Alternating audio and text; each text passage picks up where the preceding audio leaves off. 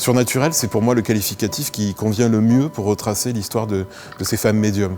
D'une part parce que la question de leur pouvoir extraordinaire est centrale, et d'autre part parce qu'il y a toujours chez ces femmes la volonté, à travers leur pratique, la pratique du spiritisme, eh bien de dépasser leurs conditions sociales, culturelles, pour accéder à un nouveau statut.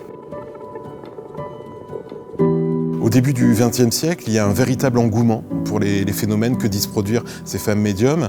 Les séances de spiritisme attirent littéralement les foules en raison de leur caractère très spectaculaire. En effet, on peut y voir les médiums faire léviter des tables, faire apparaître des spectres ou bien encore mettre en mouvement des objets à distance. En fait, c'est le charisme de ces femmes qui va leur permettre véritablement d'accéder à une place sociale. En devenant médium, elles vont transgresser l'ordre social établi. Il y a vraiment un pouvoir de transgression qui est à l'œuvre dans leur travail.